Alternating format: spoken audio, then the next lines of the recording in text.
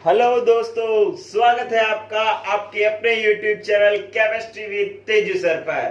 तो 11th class के बच्चों के लिए lesson some basic concept of chemistry का आज चौथा एपिसोड है, जिसका कंप्लीट मैटर आपके सामने बोर्ड पर लिखा हुआ है। सबसे पहले आप इस मैटर का लें स्क्रीनशॉट, फिर मैं बताता हूं इस मैटर के बारे में। चलिए दोस्तों, आज का टॉपिक है द्रव्यों के गुणधर्म। कौन कौन से गुण हैं और उनका मापन कैसे किया जाता है। कंप्लीट मैटर को मैंने लिख डाला है, हमें याद नहीं करना। चलिए सिर्फ सुनना है, लेकिन सुनना बहुत दिल से है, बहुत ईमानदारी से सुनना है। बच्चों देखो, द्रव्य के गुणधर्म मतलब पदार्थ के गुणधर्म। पदार्थ के गुण दो तरीके के होते हैं, एक भौतिक गुण होते हैं और एक रासायनिक गुण होते हैं। भौतिक गुण कौन से होते हैं? जिनको ज्ञात करने के लिए उनमें कोई परिवर्तन करने की जरूरत नहीं होती, रासायनिक परिवर्तन करने की जरूरत नहीं होती। जैसे लिखा हुआ है रंग, गंध। रंग, मान लो मेरे पास कोई पदार्थ है, मैंने देखना है ये टी शर्ट, इस टी शर्ट का नीला रंग है, मेरे को दिखाई दे ही रहा है। ऐसा तो नहीं है कि मुझे इसको नीला रंग देखने के लिए मेरे को इसमें किसी पदार्थ में डालना पड़ा या उसका किसी से अभिक्रिया करवानी पड़ी, ऐसा कुछ नहीं करना पड़ा। अगर किसी की स्मेल चेक करनी है, मैंने डीओ लगा रखा है, डीओ की स्मेल कैसी है, गंध कैसी है, तो वो तो अपने आप ही आ जाएगी, मुझे कुछ करने की जरूरत नहीं है। इसलिए ये कैसा गुणधर्म है? भौतिक गुणधर्म है। फिर गलनांक, क्वथनांक, मतलब कि कोई पदार्थ कितने ताप पर पिघलता है, कितने ताप पर जो है वाष्प में बनता है, ये सब चीजें ज्ञात करने के लिए मुझे उसकी किसी से रासायनिक अभिक्रिया करवाने की जरूरत नहीं है। और घनत्व की बात करें तो घनत्व कोई कितना कठोर पदार्थ है। मैंने लोहे का पीस देखा और इधर रुई का एक इतना सारा रुई का मतलब गोला देखा, तो अब दोनों में से मुझे पता लग जाएगा कि घनत्व किसका ज्यादा है। लोहा ज्यादा पास पास में, लोहे के कण पास पास में, वो भारी है, तो इसका मतलब है कि उसका घनत्व क्या है? ज्यादा। और रुई के कण दूर दूर है, वो तो ऐसे ऐसे कूद रही है, तो इसका मतलब वो क्या है कि उसका घनत्व कम है। मुझे घनत्व देखने के लिए भी कोई इसमें रासायनिक परिवर्तन करने की जरूरत नहीं है। दूसरे होते हैं बच्चों रासायनिक गुणधर्म। रासायनिक गुणधर्म कौन से होते हैं? जिनको ज्ञात करने के लिए हमें कोई रासायनिक अभिक्रिया करवानी पड़ती है। जैसे पदार्थ की अम्लता, कोई पदार्थ अम्ल है या क्षार है, उसे चेक करने के लिए हम उसमें लिटमस पत्र डुबोते हैं, डुबो करके निकालते हैं, तो उसका रंग जो है बदलता है। जैसे मान लो क्या, ब्लू से, ब्लू मतलब नीले से अगर लाल हो जाए तो वो है अम्ल, और लाल से अगर नीला हो जाए तो वो क्या है? क्षार। तो मतलब उसमें हमने लिटमस पत्र और उस पदार्थ के बीच में रासायनिक अभिक्रिया करवानी पड़ी है। तो अम्लता और क्षारता जो है कौन सा? उसका रासायनिक गुण है, लेकिन ऊपर जो मैंने लिखे हैं वो क्या है? भौतिक गुण है। अब बच्चों इन गुणों का करना है मापन, कि इनको मापा कैसे जाता है। इसके लिए मात्रकों की एक अंतरराष्ट्रीय पद्धति दी गई, जिसको इंग्लिश में कहते हैं इंटरनेशनल सिस्टम। ठीक है, इसको इंग्लिश में क्या कहते हैं? Physical property. इसको क्या कहते हैं? केमिकल प्रॉपर्टी, एसिडिक नेचर और बेसिक नेचर। ठीक है, और ये जो मात्रकों की अंतरराष्ट्रीय पद्धति है, इसको कहते हैं इंटरनेशनल सिस्टम ऑफ यूनिट्स। ठीक है, कि पूरा विश्व जो है सारे पदार्थों को एक ही मात्रक में मापता है, किसी भी एक गुण को। चलिए इसको इंटरनेशनल सिस्टम है ना, तो इसको कह दिया एसआई पद्धति। इसको क्या कहते हैं? एसआई पद्धति। S for system, I for international. ठीक है, अब 7 ऐसे मात्रक हैं जो मूल मात्रक हैं, ठीक है, जो किसी से बने हुए नहीं है। वो कौन कौन से? एक तो समय का मात्रक है, टाइम का। टाइम मतलब टी से रिप्रेजेंट करते हैं, और इसका मात्रक होता है एसआई मात्रक होता है क्या? सेकंड। क्या है? सेकंड, जिसको एस से प्रदर्शित करते हैं। दूसरा है मास, द्रव्यमान। द्रव्यमान को इंग्लिश में क्या कहते हैं? मास, इसलिए इसका प्रतीक क्या हो गया? एम।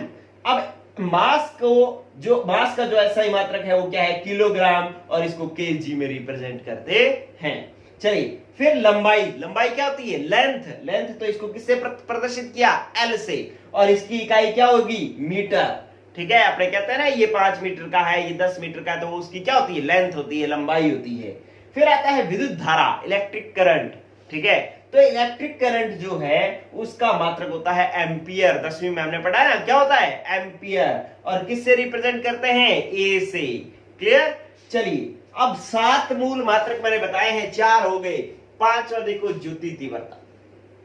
ठीक है, इसको इंटेंसिटी ऑफ लाइट कह सकते हैं, IV हो गया। और इसका मात्रक होता है कैंडेला, CD से रिप्रेजेंट करते हैं। किससे, CD से रिप्रेजेंट करते हैं। फिर आता है हमारे पास ताप।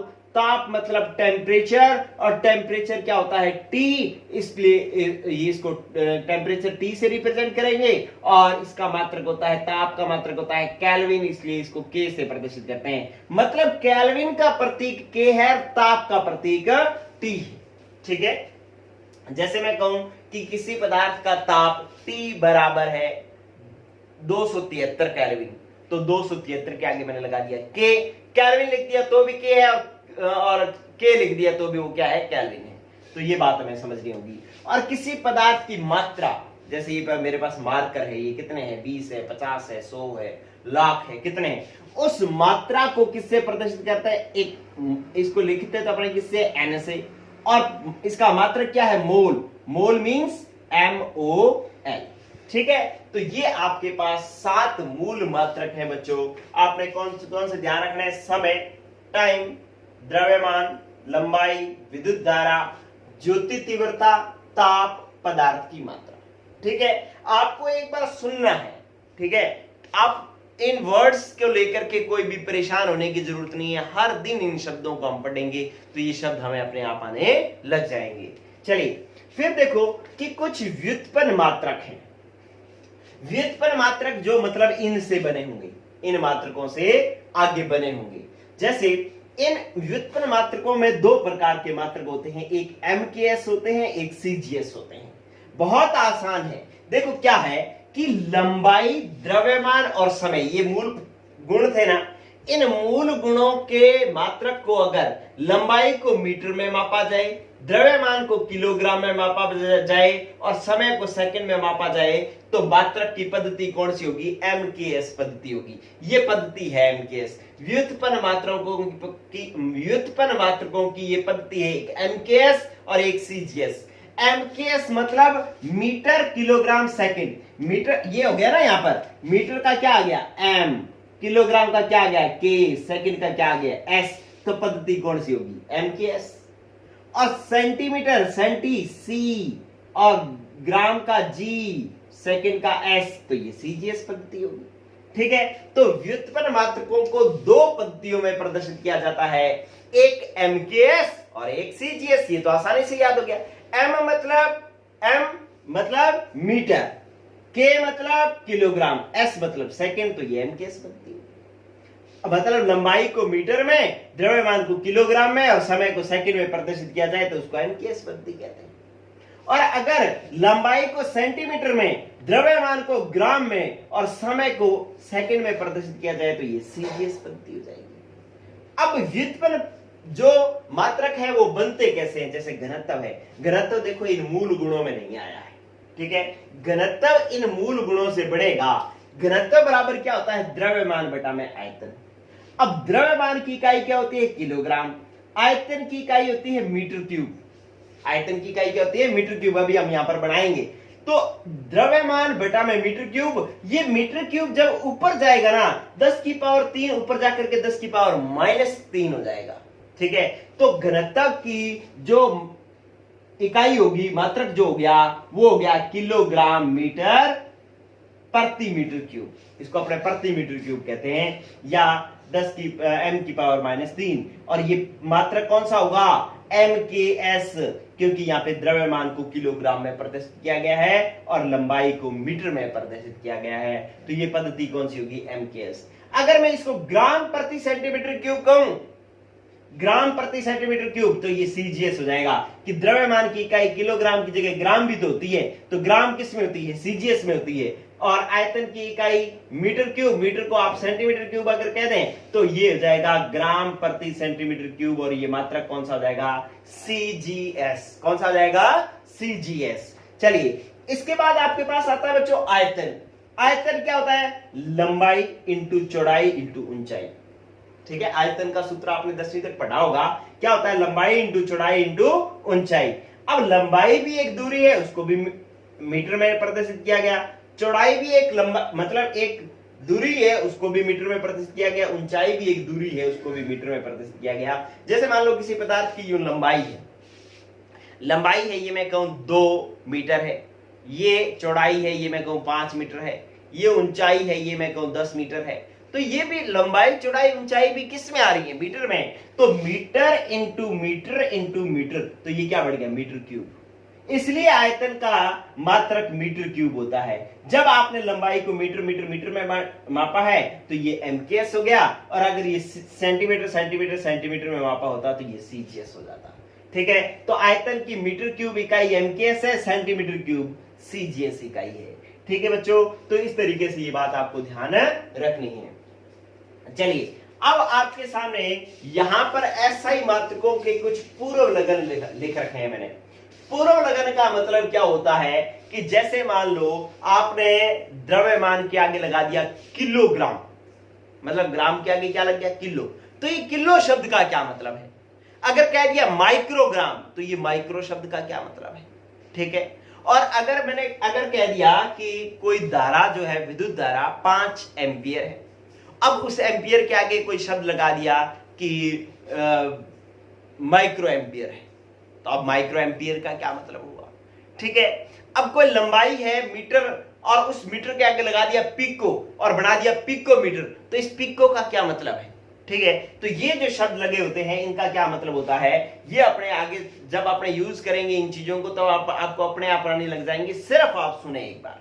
ठीक है, क्या है कि अगर किसी इकाई के आगे योक्टो लग जाए, योक्टो या वाई लग जाए, छोटा वाई, तो इसका मतलब होता है वो कितना है, 10 की पावर -24। क्या है, 10 की पावर -24। ठीक है, अगर कह दे योक्टोग्राम, योक्टोग्राम, तो वो क्या हो जाएगा, 10 की पावर -24 ग्राम हो जाएगा। ठीक है, और योक्टो YG लिख दिया तो YG का मतलब क्या हो गया कि योक्टोग्राम है, योक्टोग्राम का मतलब 10 की पावर -24 ग्राम है। अब 10 की पावर -21 को क्या कहते हैं, जेप्टो, जेड से प्रदर्शित करते हैं। 10 की पावर -18 को क्या कहते हैं, एटो, स्मॉल ए से प्रदर्शित करते हैं। 10 की पावर -15 को क्या कहते हैं, फेम्टो या फर्मी, इसको स्मॉल एम से प्रदर्शित करते हैं।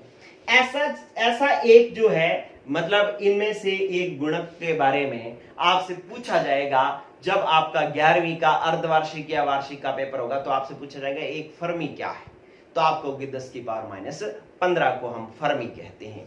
ठीक है, अच्छा, फिर 10 की पावर -12 को पिको कहते हैं और इसको पी से प्रदर्शित किया जाता है। जैसे आपको कह दिया कि पिकोमीटर, कोई इकाई किसी के लिख दी कि भाई इसकी लंबाई 5 पिकोमीटर है। 5 पिकोमीटर का मतलब क्या हो गया, पिकोमीटर क्या होता है, 10 की पावर -12, तो 5 को 10 की पावर -12 से गुणा करोगे तो 5 पिकोमीटर का मतलब हो गया 5 इंटू 10 की पावर -12। तो ऐसे गुणा, ऐसे अपने न्यूमेरिकल करेंगे तब हमें काम में आएंगे। मैं इनको तब एक एक करके और एक्सप्लेन करूंगा। नैनो क्या होता है, 10 की पावर -9, इसको एन से प्रदर्शित करते हैं, और माइक्रो होता है 10 की पावर -6, इसको म्यू से प्रदर्शित करते हैं। देखो ये यू नहीं है, ये म्यू है, ऐसे करके बनाना है, ऐसे यू और यू, दोनों तरफ पूंछी छोड़नी है, ये म्यू होता है, तो ये माइक्रोग्राम हो गया। फिर मिली, मिली क्या होता है, 10 की पावर -3, इसको मिली कहते हैं और स्मॉल एम से प्रदर्शित करते हैं, जैसे मिलीग्राम, मिलीग्राम मतलब 10 की पावर -3 ग्राम। ठीक है, अच्छा, 10 की पावर -2 क्या होता है, सेंटी, इसको सी से प्रदर्शित करते हैं। 10 की पावर -1 क्या होता है, डेसी, जैसे डेसीमीटर लिखा होता है, डेसीमीटर का मतलब क्या होता है, 10 की पावर -1 मीटर होता है। ठीक है, इसको डी से प्रदर्शित करते हैं। फिर आप आओ कि 10 क्या होता है, डेका, इसको डी ए से प्रदर्शित करते हैं। आपने ये जो पढ़ा और इधर जो पढ़ोगे दोनों एक जैसे चल रहे हैं। आपने क्या करना है, 10 की पावर -1, -2, फिर -3, ये 1 2 3 तो कर ही सकते हो। इसके बाद 3 का पढ़ा पढ़ना है, 3 1 3, 3 2 6, 3 3 9, 3 6 12, 3 5 15, 3 6 18, 3 7 21, 3 8 24, तो 1 2 3, फिर 3 का पढ़ा पढ़ना है। तो इनको वैसे ध्यान रखने में तो कोई दिक्कत है ही नहीं। इसी प्रकार से यहाँ पे 10 की पावर 1 2 3, फिर 3 का पढ़ा पढ़ना है, 3 3 2 6, 3 3 9, 3 6 12, 3 5 15, 3 6 18, 3 7 21, 3 8 24। ठीक है, तो इसलिए इनको याद करने की जरूरत नहीं है, ये आप अपने आप लिख सकते हो। अब 10 को हम कहते हैं डेका DA, 10 की पावर 2 को हम कहते हैं हेक्टा मतलब H, और 10 की पावर 3 को हम कहते हैं किलो K, 10 की पावर 6 को कहते हैं मेगा M, कैपिटल M लगाना है, 10 की पावर 9 गीगा, इसको कैपिटल G लगाना है, 10 की पावर 12 टेरा। अब 10 की पावर -12 पिको होता है, 10 की पावर 12 टेरा होता है, ठीक है। तो इन चीजों को आपने चेक करना है। 10 की पावर -9 नैनो होता है और 10 की पावर 9 क्या होता है, गीगा। तो आप कहीं ऐसे सोच लो कि 10 की पावर 9 लिखा है तो आपने कह देते हैं नैनो है, नहीं, नैनो -9 होता है, 9 क्या होता है, गीगा होता है, ठीक है। इन चीजों का ध्यान रखना है। और 10 की पावर 15 को क्या कहते हैं, पेटा। देखो 10 की पावर -15 को क्या कहते हैं, फेम्टो या फर्मी, लेकिन 10 की पावर 15 को कहते हैं पेटा और पी से प्रदर्शित करते हैं। 10 की पावर 18 क्या होता है, एक्सा, इसको कैपिटल ई से प्रदर्शित करते हैं। 10 की पावर 21 क्या होता है, जेटा, कैपिटल जेड से। देखो ये जेप्टो है -21 और जेटा है 21, इसको स्मॉल जेड से प्रदर्शित करते हैं, इसको कैपिटल जेड से प्रदर्शित करते हैं, ठीक है। और 10 की पावर 24 जो है होता है वो -24 होता है यक्टो, और 10 की पावर 24 होता है योटा, इसको कैपिटल वाई से प्रदर्शित करते हैं, इसको स्मॉल वाई से प्रदर्शित करते हैं। ये जो पूरा आपने स्क्रीनशॉट लिया है बच्चों, इसको पहले आप एक अपने पेज पर बना करके साफ सुथरा, जैसे मैंने ये अलग अलग रंग में लिखे ना, तो मुझे भी टाइम लगा है ये सब करने में, आप भी थोड़ा टाइम लगाएं और लिख करके पहले स्क्रीनशॉट ले लें, फिर इसको देख करके लिख लें, फिर सुंदर सा बना करके एक अपने आप दीवार पर चिपका दें, आते जाते देखते रहें, ये शब्द देखेंगे तो आपको याद होने लग जाएगा। ठीक है बच्चों, तो आज के लिए इतना ही। कल अपने पढ़ेंगे कि इन मात्रकों को जब हम ज्ञात करते हैं, जैसे द्रव्यमान हमने ज्ञात किया, पॉइंटों में आ गया, तो उन पॉइंटों का क्या मतलब है, कितने अंक उसमें सार्थक हैं। तो कल हमारा टॉपिक होगा सार्थक अंक, जिसमें हम कुछ न्यूमेरिकल सीखेंगे। ओके, गुड लक बच्चों, पढ़ते रहो, बाय।